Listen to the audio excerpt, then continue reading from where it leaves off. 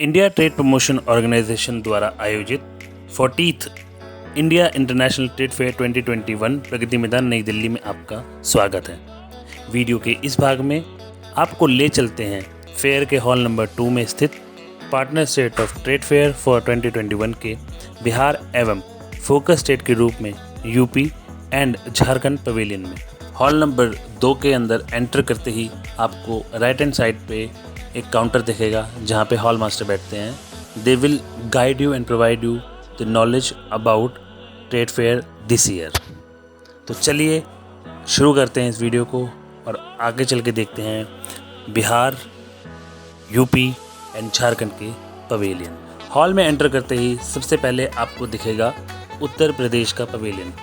उत्तर प्रदेश के पवेलियन के बराबर में ही बिहार पवेलियन है और उसके बाद झारखंड, जो कि फोकस स्टेट के रूप में उभर के आया है इस बार के IITF 2021 के अंदर। तो चलिए झारखंड के पवेलियन की तरफ। झारखंड, जिसको मिनरल स्टेट ऑफ इंडिया भी कहा जाता है, जिसमें इंडिया के मिनरल वेल्थ का 40% से भी ज़्यादा का योगदान है, with over 30 varieties of minerals. Jharkhand, जिसमें इंडिया का 1/4 आयरन एंड स्टील का प्रोडक्शन की कैपेसिटी है।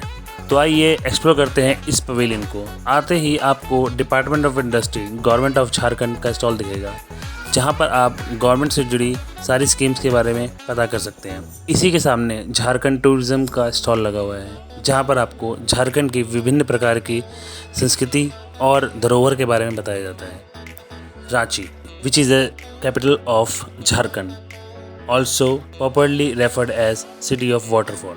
Ranchi is a beautiful destination full of nature and cultural wonders, with opportunity for trekking through the bamboo-covered topography and feasting on the religious delicacies like golgappas. Jharkhand pavilion में enter करते ही आपको बिरसा मुंडा जी की statue दिखाई देगी, जो कि एक फ्रीडम फाइटर थे।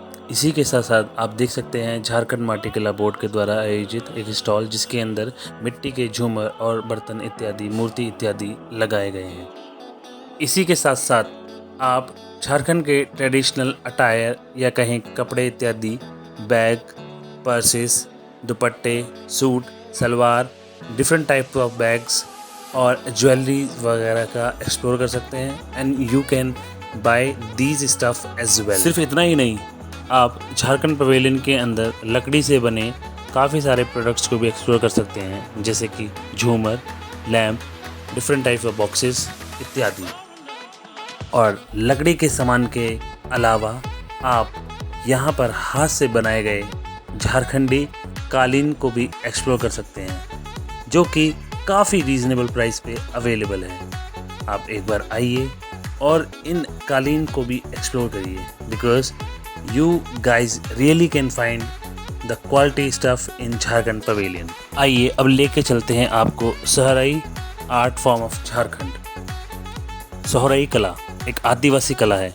इसका प्रचलन हजारीबाग जिले के बादम क्षेत्र में आज से कई वर्ष पूर्व हुआ था। कहा जाता है कि बादम राजाओं ने इस कला को काफ़ी प्रोत्साहित किया था, जिसकी वजह से यह कला गुफाओं की दीवारों से निकलकर घरों की दीवारों में अपना स्थान बना पाने में सफल हुई थी। झारखंडी संस्कृति में सोहराई कला का महत्व सदियों से रहा है।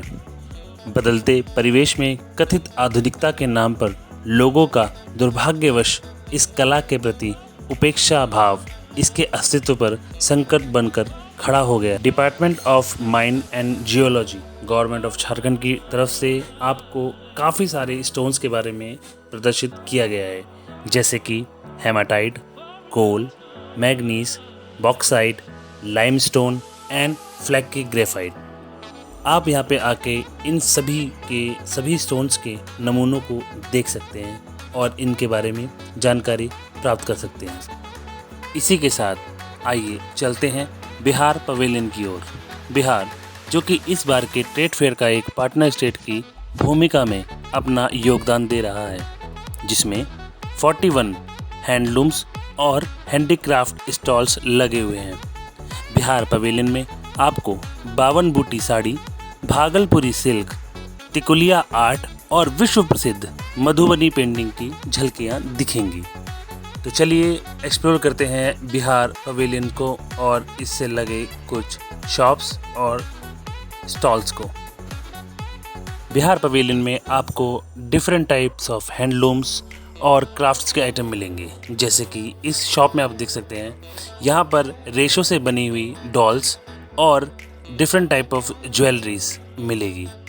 आगे चलते हुए आपको बैग्स और वो भी हैंडलूम यानी कि हाथ से तैयार किए गए बैग्स के बारे में डिस्प्ले किया गया है and you guys can buy it also. Bihar pavilion के इन स्टॉल्स के बारे में मैं आपको एक रोचक बात अवश्य बताना चाहूँगा।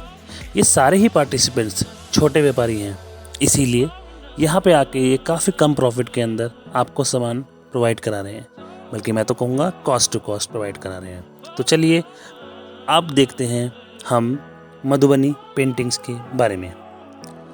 मधुबनी पेंटिंग्स जो कि विश्व प्रसिद्ध है, इसकी खासियत ये है कि काफ़ी बारीकी का काम किया गया है और वो भी हाथों से। जी हाँ, हाथों से। इन पेंटिंग्स को बनाने के लिए कोई डाई या कोई प्री डिफाइंड डिज़ाइन का इस्तेमाल नहीं किया गया है, इसीलिए ये वर्ल्ड फेमस है। आपको मेरी वीडियो का कंटेंट कैसा लगा ये आप प्लीज़ मुझे बताइए। आपके फीडबैक्स को मैं सीरियसली लेता हूँ। Thank you so much for watching my video. Thank you.